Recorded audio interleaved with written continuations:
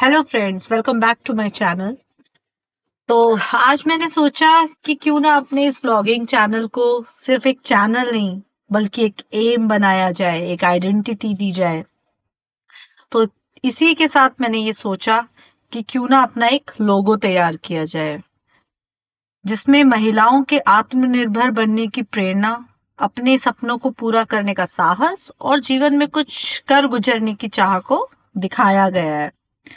मेरी कोशिश है कि ये सफर सिर्फ मेरी कहानी तक सीमित ना रहे, बल्कि हर उस औरत, हर उस महिला को प्रेरणा दे जो अपने सपनों को पहचान देना चाहती हैं और अपने दम पर अपनी एक आइडेंटिटी बनाना चाहती हैं। आज से मेरे सफर की एक नई पहचान होगी। ये सिर्फ मेरा लोगो नहीं, मेरे सपने और मेरी कहानी का हिस्सा है। तो इसी चीज के साथ हम आगे बढ़ते हैं। तो अब मैं अपनी फाइनल लोकेशन पे पहुंच चुकी हूँ। मेरी फाइनल लोकेशन है मांडवी बीच, जो गुजरात के कच्छ डिस्ट्रिक्ट में लोकेटेड है। ये बहुत ही सुंदर बीच है जो कि एक अरब सागर के कोस्ट में लोकेटेड है। ये भुज से लगभग 60 किलोमीटर दूर है ये। और यहाँ की सुंदरता मन को मोहती है। सुनहरी भूरी रेत और समुद्र की मचलती हुई लहरें बहुत ही सुंदर दिखाई देती हैं। ऐसा लगता है जैसे कि प्रकृति ने अपनी खूबसूरती को यहाँ खुलकर बिखेर दिया हो। और कुछ पल ऐसे होते हैं जिन्हें सिर्फ कैमरे में नहीं बल्कि दिल में कैद करने का मन करता है, और मांडवी का ये नजारा भी कुछ इसी प्रकार से था। इन लहरों को देख के मुझे कुछ लाइनें याद आ गई। वो लाइनें इस प्रकार से हैं। समंदर की लहरें भी क्या खूब कहती हैं, रुकना नहीं, बस आगे बढ़ते रहो, किनारा मिले या ना मिले अपनी पहचान खुद बनाते रहो।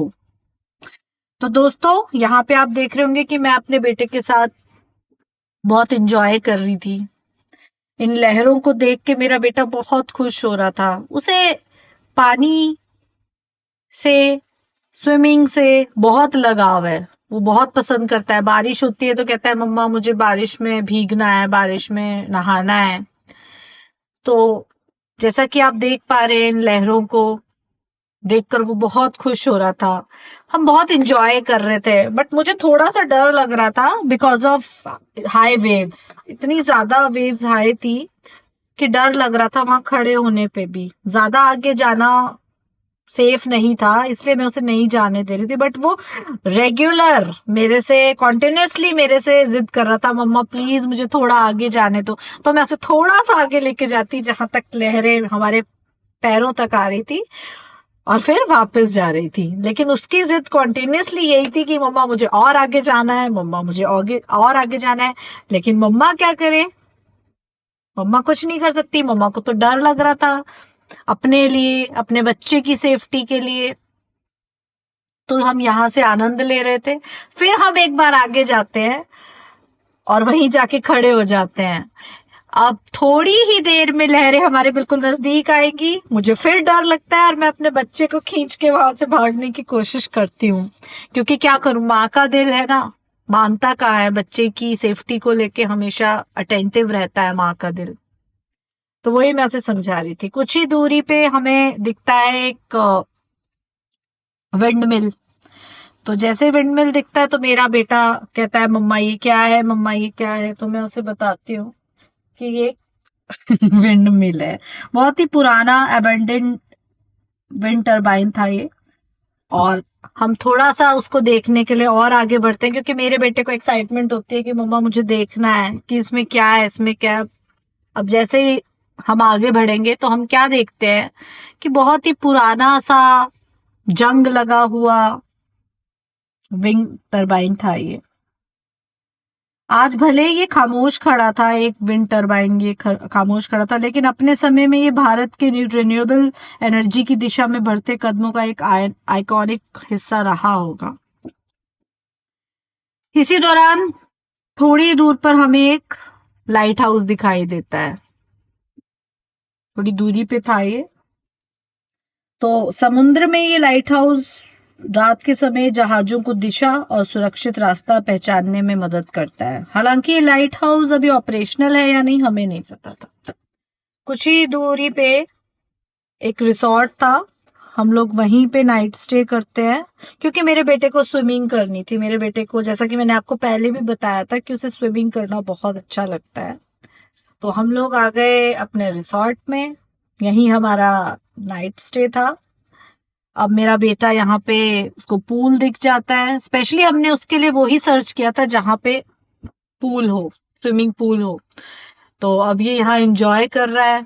अब ये दोनों फादर सन खूब एंजॉय करेंगे, और मैं वहां बैठी उनको देख रही थी। अब ये नेक्स्ट मॉर्निंग है, तो जैसे ही मैं उठती हूँ, रेडी होती हूँ, तो देखती हूँ कि फादर एंड सन फिर गायब है।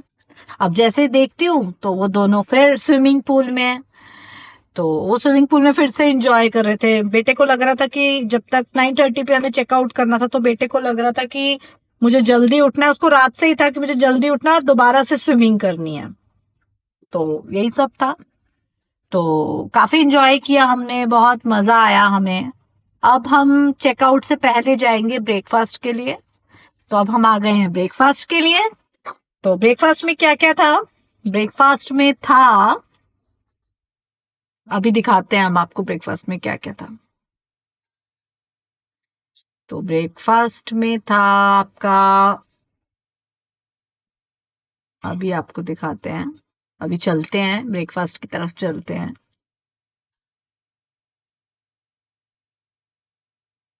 तो चलिए, ब्रेकफास्ट में था watermelon, sandwiches, poha, idli sambar and tea, coffee. तो अब हम लोग अपना ब्रेकफास्ट लेते हैं और उसके बाद हम निकलेंगे अपने मंजिल की तरफ, अपने घर पे। तो अब हम निकल रहे हैं घर के लिए। मौसम बहुत अच्छा था, हल्की हल्की बारिश का मौसम बन रहा था, बहुत ही सुहावना मौसम था। पूरा माहौल उस मौसम की वजह से खुशनुमा और खूबसूरत लग रहा था। तो अभी दोस्तों, अभी के लिए इतना ही। इस खूबसूरत सफर में मेरे साथ बने रहने के लिए बहुत बहुत धन्यवाद। अगर मेरा ब्लॉग आपको पसंद आए तो वीडियो को लाइक करें, चैनल को सब्सक्राइब करें और अगली वीडियो के लिए मेरे साथ जुड़े रहें। मिलते हैं एक नए सफर, एक नई कहानी और एक नई जगह के साथ। तब तक के लिए बाय बाय, अपना ख्याल रखिए। Love you all, love you all, love you all.